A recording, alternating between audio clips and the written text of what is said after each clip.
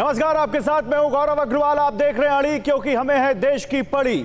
हिंदू मुस्लिम, Monu Manesar, दंगाई, VHP, Bajrang Dal, नू हिंसा, आपने ये सब सुना होगा पिछले कुछ दिनों में। लेकिन अब नू में हुए दंगों में एक नई थ्योरी सामने आ चुकी है। नू में हुई हिंसा के तार मेवात के साइबर अंडरवर्ल्ड से जुड़ गए हैं। आरोप है कि नू के साइबर लुटेरों ने इस हिंसा की साजिश रची और उससे जुड़ी कई थ्योरी हमारे सामने हैं, जो हम आपके सामने रखेंगे। आप चौंक जाएंगे जब हम आपको वो सारे तथ्य बताएंगे, आपके सामने वो थ्योरीज रखेंगे। लेकिन उससे पहले जल्दी से आपको बता देते हैं कि नू में अब तक हुआ क्या है। देखिए, नू में कल 12 बजे खेडला मोड़ के करीब ब्रिज बंडल यात्रा पर पथराव हुआ था, जिसके पथराव के बाद थाने और दुकानें, परसों जो हुआ था, पेट्रोल पंप और आग के हवाले कर दिए गए। सांप्रदायिक तनाव को देखते हुए हरियाणा सरकार ने इंटरनेट बंद कर दिया। धारा 144 लगा दी गई। इस हिंसा में 6 लोगों की मौत हो गई। वही आज भी नू में कर्फ्यू जारी रहा है। पुलिस ने कई इलाकों में फ्लैग मार्च किया है। हिंसा में अब तक 41 एफआईआर दर्ज की गई हैं। हिंसा में शामिल 116 लोग गिरफ्तार किए गए हैं। वही 90 लोगों को पूछताछ के लिए बुलाया गया है। केंद्रीय सुरक्षा बल की 20 कंपनियों की तैनाती हुई है। और देखिए, ये सब बातें बल्कि और ज्यादा ऑथेंटिक तरीके से बता सकते हैं हरियाणा के गृह मंत्री, जो खुद इस वक्त अनिल विज हमारे साथ जुड़ चुके हैं। सीधे उनके पास चलते हैं। अनिल विज, हरियाणा का गृह मंत्री, हमारे साथ लाइव जुड़े हुए हैं। अनिल विज जी, स्वागत है आपका TV9 भारतवर्ष पर। धन्यवाद। अनिल विज जी, सबसे पहले तो मैं आपसे ये जानना चाहूंगा कि नू और आसपास के इलाकों में जो हिंसा हुई, गुरुग्राम में जो हिंसा हुई, उसमें हरियाणा सरकार ने अभी तक क्या कदम उठाया है और क्या अपडेट है इस पूरी हिंसा का? देखिए, आपने खुद ही बता दिया कि हमने वहाँ पर हरियाणा की 30 कंपनियाँ वहाँ पर डाली हैं। 20 कंपनियाँ हमने केंद्र से जो मिली वो वहाँ पर डाली हैं। और सारे नू को हमारे 8 थाने हैं, हमने 8 जोन में बांटा है। हर थाने के ऊपर हमने एक IPS की ड्यूटी लगाई है, सारी कानून व्यवस्था को वहाँ पर दुरुस्त करने के लिए। और जो साक्ष्य हमारे सामने आ रहे हैं उसके आधार पर हम FIR दर्ज कर रहे हैं, ताकि हर दोषी को, जिसने ये जहर घोला है, जिसने इस प्रदेश की शांति में आग लगाई है, उसके खिलाफ हम कार्रवाई कर सकें। लेकिन अनिल विज जी, जब आप ये कह रहे हैं कि जिसने भी आग लगाई है उसके खिलाफ हम कार्रवाई करेंगे, उसी समय एक बयान बहुत ज्यादा सुर्खियों में है मुख्यमंत्री का, जो कहते हैं कि हम हर किसी की सुरक्षा नहीं, हरियाणा पुलिस हर किसी को सुरक्षा नहीं दे सकती। अब हरियाणा पुलिस तो आपके अंडर ही आती है। बताइए सर, इस बयान का क्या मतलब निकालें? नहीं, देखिए, मैंने कोई ऐसा बयान नहीं देखा है। और मैं आपको ये बताना चाहता हूँ कि हरियाणा के लोगों को मैं विश्वास दिलाना चाहता हूँ कि पुलिस आपके अंग संग है, आपके साथ है। आप पूरे आत्मविश्वास के साथ, पूरी शांति के साथ, निर्भीक होकर, निर्भय होकर आप अपने अपने कार्य करें, अपने कारखाने चलाएं, अपने बिजनेस चलाएं, अपनी गतिविधियों को आप अंजाम दें। पुलिस पूरी तरह से आपके साथ है। और ये जो नू में हुआ है उसकी भी हम पूरी तरह से जांच करवा रहे हैं। उसमें सोशल मीडिया ने बहुत हद तक भूमिका अदा की है। तो आज मैंने 3 सदस्यीय समिति बना दी, जो 21 जुलाई से लेकर 31 जुलाई तक और उसके बाद तक ये जो सोशल मीडिया में जहर घोला गया है, एक एक पोस्ट को वो देखेंगे। और किसी ने भी उत्तेजनात्मक अगर उसमें पोस्ट डाली है, किसी को फॉरवर्ड किया है, तो हम उसके खिलाफ देश के कानून के मुताबिक कार्रवाई करेंगे। लेकिन सर, मैं एक बार फिर से बड़ी विनम्रता के साथ आपसे विनती करता हूं कि हम वो जो मुख्यमंत्री ML खट्टर ने, मनोहर लाल खट्टर ने जो बयान दिया है, हम वो सुनाना चाहते हैं। कृपया आप उसको सुनिए, फिर मैं आपसे उस पर बात करना चाहता हूं। बहुत छोटी सी बाइट है, प्लीज चलाइए PCR। अगर सद्भाव नहीं हुआ और एक दूसरे के खिलाफ अगर गन तान के खड़े हो गए, तो सुरक्षा, देखिए, समाज आपस में जब तक सद्भाव नहीं होता तब तक सुरक्षा को एक चैलेंज रहता है। और आप ये मानिए, हर व्यक्ति की सुरक्षा न पुलिस कर सकती है, न आर्मी कर सकती है, न आप और हम कर सकते। सुरक्षा के लिए भी एक वातावरण बनाना पड़ता है। और वातावरण, समाज में एक सामंजस्य, सद्भाव, इसके लिए पहला प्रयत्न करना पड़ता है। उसके लिए पीस कमेटीज बनी हैं, उसके लिए एडमिनिस्ट्रेशन को लोग लगे हैं। हाँ, मौके पर तनाव न बढ़े, इसके लिए फोर्स पूरी रखनी पड़ती है। अनिल विज जी, तो हर आदमी की सुरक्षा ना पुलिस कर सकती है, ना आर्मी कर सकती है, ना हम कर सकते हैं? नहीं, मैंने सुना है वो आपसी सद्भाव बनाने के लिए कह रहे हैं कि हमें आपसी सद्भाव बनाना चाहिए और बनाना चाहिए। और मैं जानता हूँ, व्यक्तिगत तौर पर जानता हूँ कि नूंह में या मेवात में लंबे समय से लोग आपसी सद्भाव बनाकर रह रहे हैं, कोई वहाँ पर ऐसी दिक्कत नहीं है। ये तो किसी ने षड्यंत्र रच के, कोई इंजीनियरिंग करके ये सारा काम कर दिया। हम उसकी भी जांच कराएंगे। अगर हमारे विभाग के स्तर पर अगर किसी की कोताही रह गई, अगर किसी ने इनपुट नहीं दिया, सही स्थान पर नहीं दिया, सही समय पर नहीं दिया, सही व्यक्ति को नहीं दिया, तो अब उसकी हम जांच कराएंगे। लेकिन ये समय उसका नहीं है। अच्छा ठीक है, मैं उस पर आता हूं बाद में। अनिल विज जी, मैं आपसे सीधे पूछता हूं, आपने बोला किसी ने इंजीनियरिंग की है, तो प्लीज हमारे दर्शकों को बताइए वो इंजीनियरिंग किसने की है, क्या है वो इंजीनियरिंग? नहीं, देखिए, ये बहुत जो rush to any early conclusion, ये अच्छी बात नहीं है। जब तक हमारे सामने तथ्य नहीं आते हैं, लोग बहुत कुछ कह रहे हैं, लेकिन मैं लोगों के कहने पर नहीं जाऊंगा, मैं जांच कराऊंगा। जब मेरे सामने कोई तथ्य आ जाएंगे, ये तो निश्चित है, मेरी भी 40 साल की राजनीति है कि जितना बड़ा ये दंगा हुआ है, जितना साइमल्टेनियस हुआ है, ये अकस्मात हुआ दंगा नहीं है कि अकस्मात को दंगा हो गया। देश में अकस्मात भी दंगे होते हैं, ये प्लान दंगा है, क्योंकि साइमल्टेनियसली कई साइट पर साइमल्टेनियसली लोगों ने काम किया है, लोगों ने आगजनी की है। तो उस सारे की मैं कराऊंगा, लेकिन वो प्राथमिक नहीं है, वो उसके बाद कराऊंगा। यही तो कांग्रेस कह रही है अनिल विज जी। कांग्रेस ने इसी पर तो आप पर निशाना साधा है कि अगर ये साइमल्टेनियसली नहीं हुआ है, ये अगर आकस्मिक नहीं है, और आप कह रहे हैं कि 40 साल की राजनीति में आपने ऐसा नहीं देखा, तो ये आपका सबसे बड़ा फेल्योर है कि एक प्लान्ड साजिश और एक प्लान्ड दंगे को आप नहीं भाप पाए। नहीं, मैं तो आपको कह रहा हूं, कांग्रेस को या किसी भी और पार्टी को इस समय पे राजनीति नहीं करनी चाहिए। उनको खुद जाकर अपनी वहां पे शांति बहाली करनी चाहिए। क्यों नहीं आप जाते अपने कार्यकर्ताओं के पास, क्यों नहीं जाते अपने नेताओं के पास, क्यों नहीं कहते उनको कि वहां पे शांति बहाल करो? प्राथमिक काम तो ये है। अगर फेलियर रहा है, मैं तो आपको कहा मैंने कि अगर किसी का फेलियर रहा है और किसी ने इनपुट नहीं दिया तो बख्शा वो भी नहीं जाएगा। लेकिन वो समय आएगा, जब समय आएगा मैं कांग्रेस के भी, बाकियों के भी जवाब दूंगा। अच्छा, सुप्रीम कोर्ट ने आज एक बड़ी टिप्पणी की है। सुप्रीम कोर्ट ने कहा है कि हेट स्पीच रोकी जाए, और शायद आप लोगों को भी नोटिस भेजा है, यूपी सरकार को भी नोटिस है और दूसरी सरकार को भी है। तो कैसे अब हेट स्पीच रोकेंगे, कैसे रोकेंगे हेट स्पीच? माननीय सुप्रीम कोर्ट, नहीं, बिल्कुल माननीय सुप्रीम कोर्ट ने जो आदेश दिए हैं, हम उसकी पूरी तरह से हमने उसको देख रहे हैं और पूरी तरह से हम उसको मानते हैं। पहले ही हम इस चीज़ के ऊपर कार्रवाइयाँ कर रहे हैं।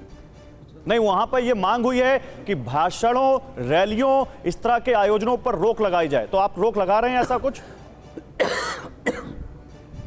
नहीं, ऐसा सुप्रीम कोर्ट ने ऐसा कोई आदेश नहीं दिया कि इन पर रोक लगाई जाए। नहीं, सुप्रीम कोर्ट ने आदेश नहीं दिया, सुप्रीम कोर्ट में यह मांग की, लेकिन मैंने नहीं आदेश नहीं दिया कि ऐसा रोका जाए। सबको अपने विचार व्यक्त करने का अधिकार है, लेकिन शांतिपूर्ण तरीके से। नहीं अनिल विज जी, ये तो हम भी कह रहे हैं कि सुप्रीम कोर्ट ने कोई आदेश नहीं दिया, अपनी भावनाएं व्यक्त कराना चाहता है। हम भी कह रहे हैं कि कोई आदेश नहीं दिया, लेकिन ये मांग की गई है। जाके कहीं कोई मेमोरेंडम देना चाहता है तो मैं उसको थोड़ा रोक सकता हूं। मैं हिंसा होगी तो करूंगा कार्रवाई, और हम हिंसा होने नहीं देंगे। हमने पूरी तरह से हर चप्पे चप्पे पे हमारी पुलिस की निगाह है, हम हिंसा होने नहीं देंगे। अच्छा अनिल विज जी, आपका समय बहुत कीमती है, आपका समय बहुत कीमती है, ज्यादा समय नहीं लूंगा। एक सवाल मैं आपसे पूछना चाहता हूं।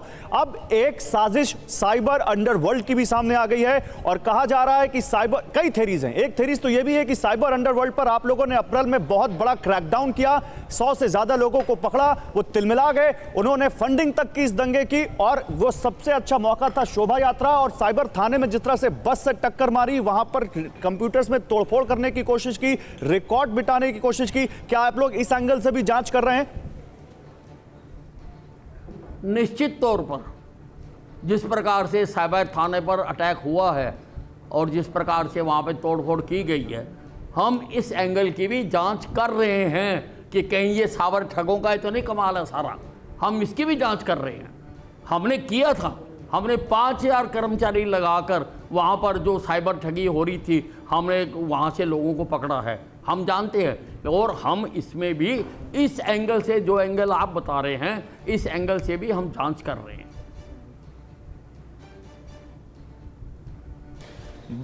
जी, बहुत बड़ी खबर आपने दे दी अनिल विज जी, बहुत शुक्रिया आपका। हरियाणा के गृह मंत्री अनिल विज ने TV9 भारतवर्ष पर एक बहुत बड़ी खबर दी है और वो खबर यह है कि साइबर अंडरवर्ल्ड के एंगल से भी जांच की जा रही है नूह दंगों की। वो कह रहे हैं कि हमने बड़ा क्रैकडाउन किया था। अनिल विज, हरियाणा के गृह मंत्री, ने बहुत बड़ी खबर दे दी है। साइबर अंडरवर्ल्ड की साजिश के एंगल से भी जांच हो रही है। वो ये कह रहे हैं कि हो सकता है कि इसमें हाथ हो और हम इसके एंगल से भी जांच कर रहे हैं। आइए जल्दी से आपको दिखाते हैं, आपको वो थ्योरीज बताते हैं जिनसे इस आशंका को बल मिलता है कि नूह में हुए दंगे के पीछे साइबर अंडरवर्ल्ड का हाथ है।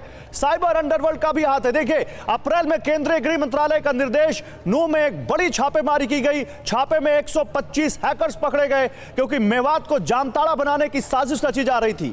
102 टीमों में 5000 पुलिसकर्मियों को शामिल किया गया। 14 गांवों में यह छापेमारी हुई और 300 जगह रेड पड़ी है। इस रेड में एटीएम कार्ड, स्मार्टफोन, लैपटॉप, आधार कार्ड, एटीएम स्वाइप मशीनें। अप्रैल में केंद्रीय गृह मंत्रालय के निर्देश पर हुई इस छापेमारी में यह सब मिला और कहा गया कि जामताड़ा बन रहा था मेवात, जिस पर एक बड़ा क्रैकडाउन किया गया, जिससे ये साइबर ठग तिलमिला गए।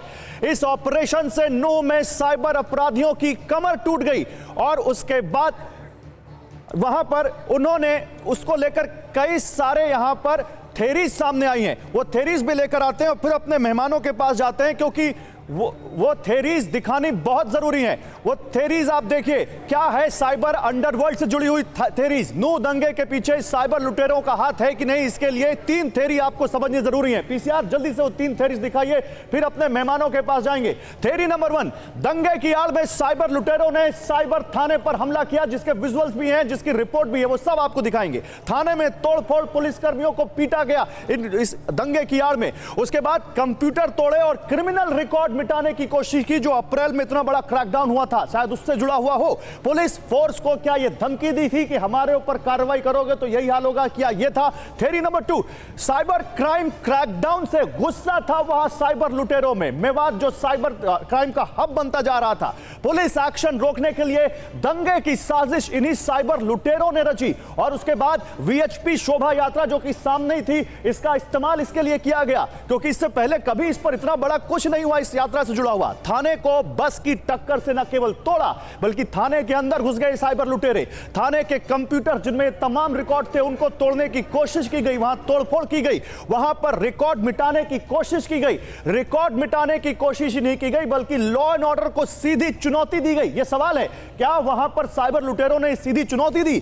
थ्योरी नंबर 3, नूह में मर्जी के बिना परिंदा भी पर नहीं मारता, ये वो दावा करते हैं। तो फिर इतना बड़ा क्रैकडाउन क्या वो सह नहीं पाए? अप्रैल के पुलिस एक्शन से उनकी दबंग छवि को नुकसान पहुंचा और उस दबंग छवि का नुकसान का बदला लेने के लिए, मेवात में दबंगई दिखाने के लिए यह हिंसा की गई जो नूह में हुई है 31 जुलाई को।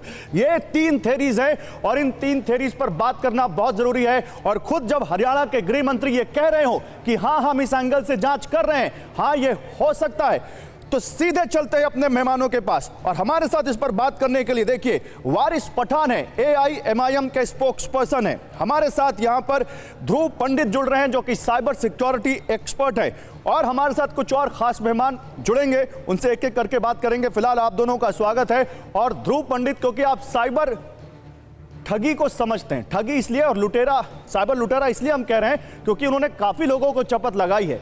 जरा हमें अगर आप नूह के बारे में एक आइडिया दे सके हमारे व्यूवर्स को कि ये साइबर लुटेरे लूट का कितना बड़ा अड्डा बन गया था, तो जरा वो बात कनेक्ट हो जाएगी, बताइए। नूह गांव में से सबसे ज्यादा आप देखने जाओगे तो वहां पे हैकर्स लोग ट्रेनिंग लेने आते थे।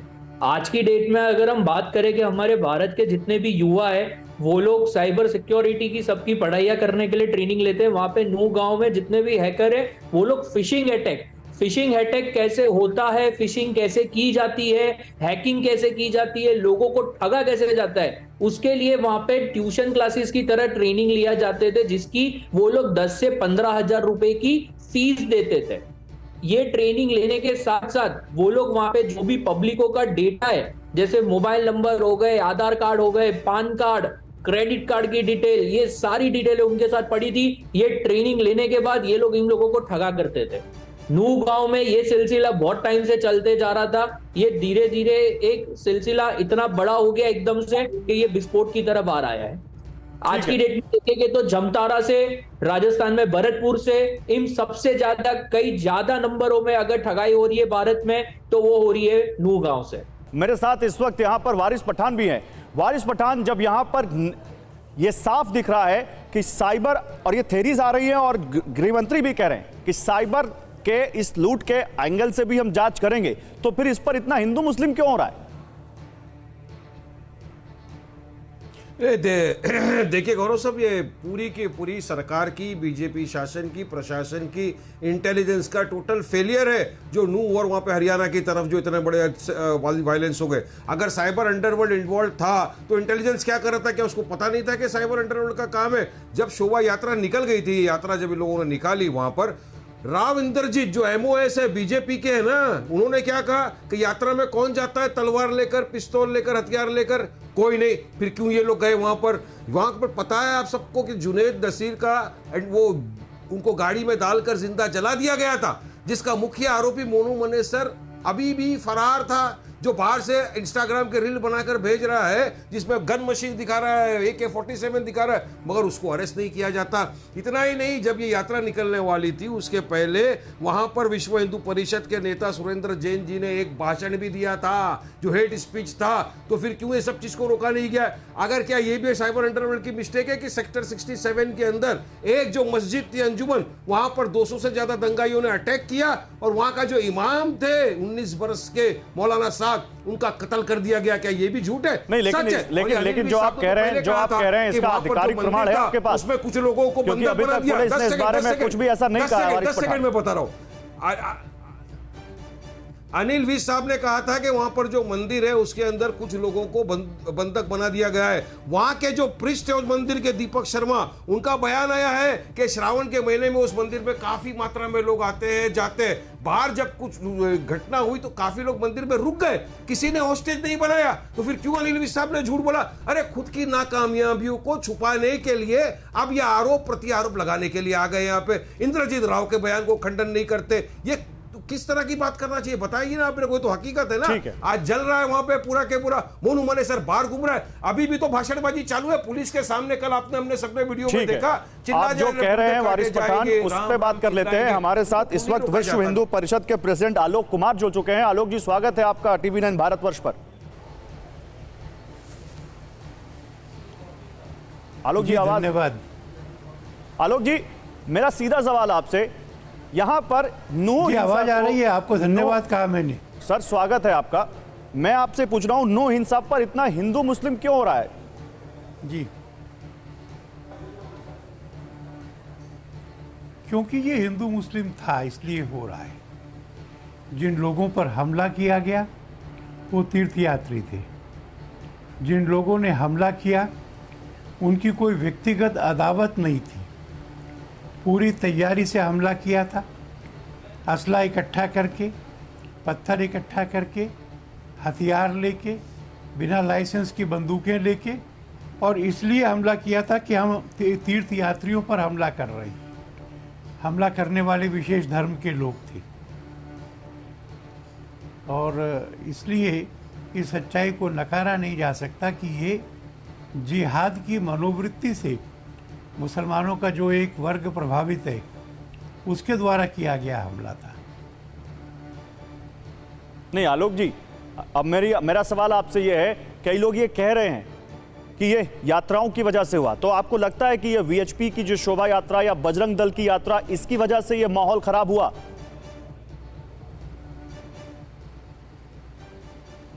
अगर कोई ये कहे कि एक आदमी मार्केट में गया इसलिए मारा गया, तो मार्केट में जाना दोष थोड़ी है, यात्रा निकालना दोष थोड़ी है। और ये यात्रा तो पिछले 3 साल से चल रही है। श्रावण के महीने में सोमवार के शुभ दिन मंदिर में जाकर के जल चढ़ाना, पांडवकालीन मंदिरों पे भी जाना, ये तो प्रत्येक व्यक्ति का धार्मिक अधिकार है, संविधान का अधिकार है। कोई शांति से अपने धर्म का पालन करता है, शिवलिंग पर जल चढ़ाता है, तो उसी से क्या पूछा जाएगा कि तुम यात्रा क्यों निकाल रहे हो? या फिर जो योजना बनाकर उस पर हमला करता है षड्यंत्र करके, उससे पूछा जाएगा कि तुम हमला क्यों कर रहे हो? शुद्ध धार्मिक यात्रा थी, अहिंसक थी। इस यात्रा को निकालने पे किसी को दोषी नहीं माना जा सकता। उस पर हमला हुआ, उन लोगों ने दोष किया है। लेकिन सुप्रीम कोर्ट ने आज कहा है कि हेट स्पीच पर रोक लगाइए, हेट स्पीच को रोकिए। इसको कैसे इंश्योर करेंगे आप लोग?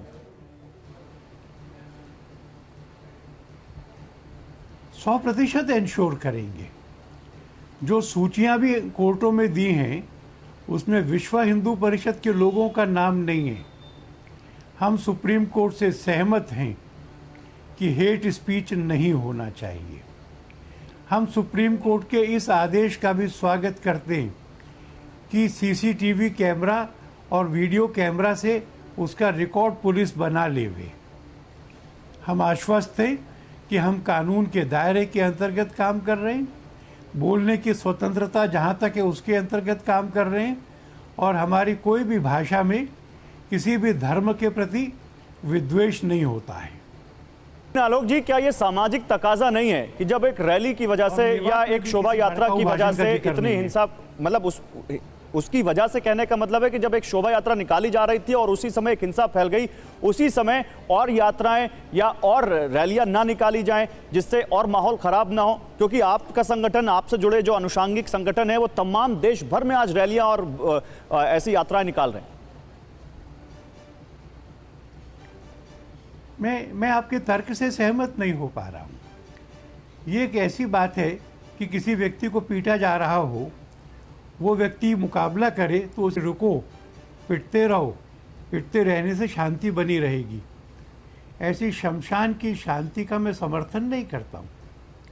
आज पूरे देश ने हर जिले में प्रदर्शन करके भारत राष्ट्र के इस संकल्प को जाहिर किया है कि हम जिहादी मानसिकता को इस देश पर हावी नहीं होने देंगे। हम जिहाद के नाम पर हिंसा नहीं होने देंगे। हम जिहाद की विचारधारा को वैचारिक रूप से लड़ेंगे, सामाजिक रूप से लड़ेंगे, और अगर कोई हिंसा करने आता है तो आत्मरक्षा के अधिकार का उपयोग करके प्रतिकार भी करेंगे। इसलिए ये कहना कि कोई तुम पर हमला करता है तो तुम घर में बैठो, ये कानून नहीं है। कानून को ये कहना पड़ेगा कि जो हमला करता है उसको हम रोकेंगे, उसके खिलाफ कार्रवाई करेंगे। जिन्होंने हमला किया उनके खिलाफ कार्रवाई होना आवश्यक है। नहीं तो ये लड़ाई कहाँ होगी आलोक जी? ये लड़ाई सड़क पर होगी, सुप्रीम कोर्ट संविधान के दायरे में होगी, या फिर कानून बदलवाएंगे आप और उसके बाद लड़ाई होगी? ये संविधान और कानून के अंतर्गत लड़ाई होगी। वैचारिक लड़ाई लड़ने की तो आज़ादी है ही है, सामाजिक रूप से इस मतभेद को दूर करने की आज़ादी है ही है। और अगर हिंसा होती है, हमला होता है, तो सेल्फ डिफेंस में, आत्मरक्षा के अधिकार में उसके सामने अड़ने का भी अधिकार है ही है। हमें वर्तमान संविधान स्वीकार है, वर्तमान कानून स्वीकार है। इसके अंतर्गत रहते हुए हम दुनिया को और देश को ये बताएंगे कि किसी भी व्यक्ति ने ये सोचना नहीं। लेकिन आलोक जी, आपने कहा कि सेल्फ डिफेंस में हमें लड़ने का अधिकार है। सेल्फ डिफेंस में अगर हर कोई लड़ने लगेगा तब तो देश में आंतरिक अशांति हो जाएगी। और सेल्फ डिफेंस इंडिविजुअल का हो सकता है, लेकिन क्या समूह का भी होता है क्या? दोनों का होता है। अगर समूह पर हमला किया जाता है तो समूह को आत्मरक्षा का अधिकार होता है। आप अगर मुझे ये समझा रहे हैं कि हमला होता है तो आत्मरक्षा का अधिकार का उपयोग नहीं करना चाहिए, पिटते रहना चाहिए, मर जाना चाहिए, स्थिति में तो अहिंसा की इस परिभाषा से फिर तो ऐसी स्थिति में बार बार नू होंगे आलोक जी। इसके लिए तो पुलिस है, चुनी हुई सरकारें हैं जिनका काम है लॉ एंड ऑर्डर मेंटेन करना। जी जी जी। और इसलिए आप मुझे ये कह रहे क्या कि अगर जिन लोगों पे हमला हुआ, उन्होंने हमला करने वालों से कहना चाहिए था कि भाई साहब आधे घंटे का समय दीजिए, मैं पुलिस को फ़ोन करूंगा, पुलिस आएगी, वो आपसे लड़ेगी। यह तो व्यवहारिक उत्तर नहीं होगा। सर ये हम नहीं कह रहे, यही सिस्टम है देश में कि अगर आपके साथ कुछ होता है तो आप पुलिस को फोन करेंगे और पुलिस आएगी और वहां पर स्थिति संभालेगी। आप ही लोगों ने सिस्टम बनाया है सर, हमने नहीं किया ना। मैं ये कह रहा हूं जो कानून है मैं तो वो कह रहा हूं, उसके तहत सवाल और नहीं, आप कानून पूरा ठीक नहीं बता रहे, क्योंकि तब तक क्या होगा? अगर कोई डंडा उठा के मेरे सिर पे ला रहा है तो पुलिस के आने तक क्या होगा? क्या मैंने डंडा खाना चाहिए? सर डंडे को तो रोकना डंडा चाहिए। कोई उठाकर मेरे सिर पर ना मारे, उस इसीलिए डंडे तो को चुनी हुई दूसरे से सरकारें छीन हैं लेना और चाहिए। उनका काम है लोगों की सुरक्षा करना। पर वो तो ऐसा नहीं कर पाई। नूह में तो ऐसा नहीं हो जी, पाया। तो आप ये मानते उन्होंने हैं कि 2 सरकार होमगार्ड्स मार सुरक्षा दिए। नहीं दे पाई और सरकार फेल हुई है नूह में? मैं ये 2 बातें मानता हूं। मैं मानता हूं कि नूह में इंटेलिजेंस का एक मेजर फेल्योर था, और मैं ये भी मानता हूं कि सरकार ये अंदाज़ा, लोकल एडमिनिस्ट्रेशन ये अंदाज़ा लगाने में विफल रहा कि उसको वहाँ पे कितनी फोर्स चाहिए। 3 साल से जो यात्रा निकल रही थी, 3 साल से पर्याप्त सुरक्षा देते थे, इस बार नहीं दी। चलिए, तो आप ये बड़ी सावधानी दोनों से कह रहे चीजों में हैं, आप चूक ये हुई कह है। रहे हैं कि नूह के मामले में इंटेलिजेंस में मनोहर चूक लाल खट्टर सरकार फेल हुई। वीएचपी का ये दावा है, वीएचपी ये कह रही है कि मनोहर लाल खट्टर सरकार नूह में फेल हुई। आप मेरे मुंह में शब्द डाल रहे हैं। मैं दोबारा दोहरा रहा हूं, मैं सर, आप ये सब- स्पष्ट मान रहा हूं कि स्थानीय प्रशासन की इंटेलिजेंस की मॉन्यूमेंटल सर, अभी अभी आपने कहा कि आप मेरी 2 और बातें मानते हैं और अब बंदोबस्त आप की कह रहे भी हैं कि मैं failure आपके हुई है। शब्द में आपके मुंह में शब्द डाल रहा हूं। सर, ऐसा कुछ भी नहीं है। आप शायद अब बचने की कोशिश कर रहे हैं। मैंने मनोहर लाल जी का नाम आप नहीं शब्द लिया था। सजेस्ट कर रहे हैं, मैं वही कह रहा हूं। नहीं, बिल्कुल नहीं कर रहा हूं। मैंने मनोहर जी का नाम नहीं सरकार लिया तो था। मनोहर लाल खट्टर पर अगर की है। आप इसको इस रूप में कहना चाहें, मुझे कोई आपत्ति नहीं है कि मुझे इस बात में कोई आपत्ति नहीं है कहने में कि सरकार की भी इंटेलिजेंस की फेल्योर है, बंदोबस्त की फेल्योर है। सर, ये नहीं कहेंगे कि सरकार की फेल्योर है? और क्या कह रहा हूं?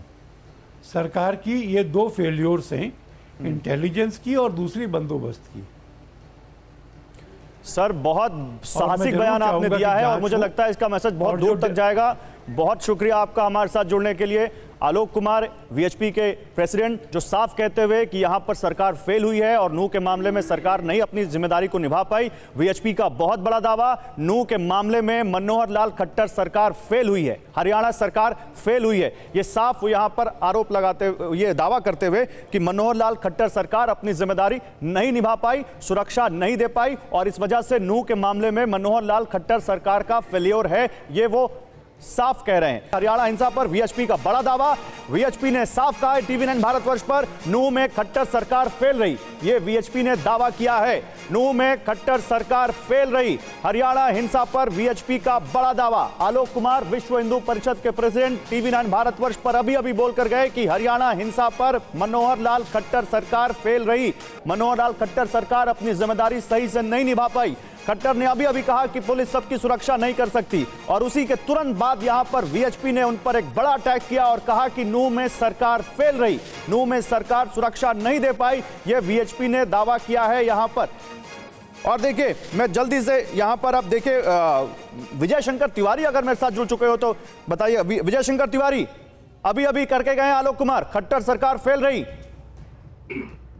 गौरव जी, आपके शब्द हैं, जिस प्रकार से मैं भी सुन रहा था उनको और उन्होंने कुछ बात की है, लेकिन जिस प्रकार से आप इस सारे विषय को दावे के रूप में बात कर रहे हैं, मुझे लगता है मुझे ऐसा समझ में नहीं आया है। सर, मेरे पास तो रिकॉर्ड है, मैं सुना सकता हूं उसको। गौरव जी, आप बीच में मत टोकिए, आप बीच में मत टोकिए। वो जो इंटेलिजेंस है कहीं ना कहीं कमजोर रही है और ये बात सबके समझ में आती है, लेकिन जिस प्रकार की भाषा का और जिस प्रकार के वादे का आप बात कर रहे हैं, मुझे लगता है उनके शब्दों में अगर परिवर्तन करेंगे तो ठीक है। दूसरी बात, इस बात से एक बात गौरव जी बात निकलती है कि अगर इस तीर्थ यात्रा में एक भी पुलिस वाला ना होता तो क्या उनको गोलियां चलानी चाहिए थी? तो क्या उनको गोलियां चलाने की छूट मिल जाती है? तो क्या उनको बैरिकेड्स लगाने की छूट मिल जाती है? तो क्या उनको पत्थर मारने की छूट मिल जाती है? तो क्या उनको मोर्टार दागने की छूट मिल जाती है? तो क्या उनको गला काटने की छूट मिल जाती है? जिस केंद्र को लेकर के हमें आज वास्तव में डिबेट करना चाहिए, हमें लगता है मुझे लगता है आज आपको तय कर लेना चाहिए विजय शंकर तिवारी कि इसमें आपको किसकी जिम्मेदारी तय करनी है। मैं आप ही से सवाल पूछ रहा हूं, आप पुलिस के ऊपर जिम्मेदारी डाल रहे हैं, आप स्थानीय प्रशासन पर जिम्मेदारी डाल रहे हैं, आप खट्टर सरकार। मेरी बात सुन लीजिए तिवारी साहब, तिवारी जी आप ही से सुन रहा हूं, आप ही से सवाल है। मैं जिस प्रकार की बात सुन रहा हूं, आप किसी के पास नहीं जाऊंगा, मैं किसी के पास नहीं जाऊंगा, मैं आप ही से सवाल लूंगा। आप बचा रहे हैं, आप सवाल तो सुनिए मेरा, मैं किसी को नहीं बचा रहा, मैं दूसरे के पास भी जाऊंगा। लीजिए विजय शंकर तिवारी चले गए, शायद बात नहीं करना चाहते। सवाल यह है कि अभी अभी आलोक कुमार ये कह रहे हैं कि यहां पर खट्टर सरकार का फेलियर है, तो उसको अब हम और किस और तरीके से देखें। वीएचपी जब ये कह रही है, मैं यहां पर आपके पास आता हूं, यहां पर शाहुन आप बताइए, क्या वहां पर जो यात्रा निकाली गई उसके ऊपर जो हिंसा हुई उसके लिए कौन जिम्मेदार है? सर, यहाँ जो मेवात में यात्रा निकाली गई है, इसका पूरी तरह से हरियाणा की सरकार, जिसने मोनू मानेसर, बिट्टू बजरंगी जैसे गुंडे, मवाली और इसके जैसे अनेक लोगों को संरक्षण जो दे रखा है, ये सब जिम्मेदार है। इन्होंने 2 दिन 4 दिन पहले इन्होंने वीडियो रिलीज किया, तो वहाँ के स्थानीय लोगों ने, सभी समाज के 36 बिरादरी के लोगों ने उस बात को लेकर स्थानीय प्रशासन से विरोध किया, परंतु इन्होंने कोई एक्शन नहीं लिया। लेकिन शाहुन फिर एक बात बताइए, शाहुन आपने पुलिस पर जिम्मेदारी डाली, हम भी मानते हैं कि पुलिस को की जिम्मेदारी की समीक्षा होनी चाहिए। क्या मोनू मानेसर ने वहां के पत्थर चलाए थे? क्या आपने बड़ा बोल दिया मोनू मानेसर जिम्मेदार है? किसने चलाए थे पत्थर? पत्थर किसी ने नहीं चलाए। बिट्टू बजरंगी जैसे दंगाई ने वहां पर पहुंचकर वीडियो रिलीज किया कि तुम्हारे जीजा आ गए हैं। ये पत्थर किसने चलाए शाहुन? साइबर थाने में हथियार लेकर कौन घुसा? किसने बस लेकर वहां पर साइबर थाने की दीवार तोड़ दी? ये सब हथियार लेकर बजरंग दल के, विश्व हिंदू परिषद के गुंडे और कार्यकर्ता घुसे। लोकल आप कोई साइबर थाने में बजरंग दल के कार्यकर्ता घुसे? दीजिए लोकल फुटेज एक भी दिखा दीजिए जिसमें मेवात के लोकल लोगों के हाथ में हथियार हो। अब चलिए ठीक है, आपको दिखा देते हैं। फिर आपको मैं शाहुन मालूम नहीं है या मालूम है तो आप उस बारे में बात नहीं करना चाहते। आपने कहा दिखा दीजिए, मैं दिखा देता हूं। जरा दिखाइए पीसीआर, जरा हमारे संवाददाता की ग्राउंड से रिपोर्ट दिखा रहा हूं शाहुन, आप सुनिएगा और देखिएगा शाहुन, फिर बोलिएगा उस पर। जरा लाइए पीसीआर, हमारे संवाददाता विवेक की वो रिपोर्ट दिखाइए जो उसी साइबर थाने से आई है जहां पर बस लेकर घुस गए थे दंगाई। दिखाइए। हरियाणा के नूह में शोभा यात्रा के दौरान जमकर हिंसा हुई। आगजनी की जगह जगह वारदातों को अंजाम दिया गया। उपद्रवी हजारों की तादाद में थे, वो जगह जगह पर आगजनी की वारदातों को अंजाम दे रहे थे। उन्होंने पुलिस थाने तक को नहीं छोड़ा। इस वक्त हम नूह में मौजूद हैं और मेरे ठीक सामने आपको पुलिस स्टेशन साइबर क्राइम नूह नज़र आएगा। यहाँ पर काफ़ी तादाद में उपद्रवी पहुँचे थे और उन्होंने यहाँ पर आगजनी की वारदात को अंजाम दिया। मेरे ठीक सामने आपको ये सरकारी गाड़ी नज़र आएगी जो कि पूरी तरह से जलकर खाक हो चुकी है। इसके साथ में अन्य गाड़ियाँ जो खड़ी हुई थी उनको भी पूरी तरह से आग के हवाले कर दिया था। उपद्रवी यहीं भी शांत नहीं हुए, वो थाने के अंदर तक पहुंच गए और थाने के अंदर बताया जा रहा है तकरीबन 8 से 10 लोगों का स्टाफ मौजूद था। उनको मजबूरन फायरिंग करना पड़ा जिसके चलते उन्होंने अपनी जान बचाई। लेकिन उपद्रवी जो है बिल्कुल शांत होने का नाम नहीं ले रहे थे। उन्होंने बाकायदा एक बस को अपने कब्जे में ले लिया था और उसके बाद उन्होंने इस थाने की दीवार को तोड़ने की पूरी कोशिश की थी। तो लगातार उपद्रवी जो है वो थाने के अंदर दाखिल होने की कोशिश कर रहे थे और दीवार फान कर अंदर आ रहे थे। ये मेरे ठीक सामने आपको जो बस नज़र आएगी, इस बस के शीशे पूरी तरह से चकनाचूर हैं। सारे शीशे जो हैं वो तोड़े गए हैं। बताया जा रहा है कि उपद्रवियों ने इस बस को अपने कब्जे में ले लिया था और उसके बाद वो बस को थाने के अंदर दाखिल करना चाहते थे, जिसके चलते उन्होंने दीवार से टक्कर मारी और ये देख सकते हैं कि बस यहाँ पर जो है वो खड़ी हुई है।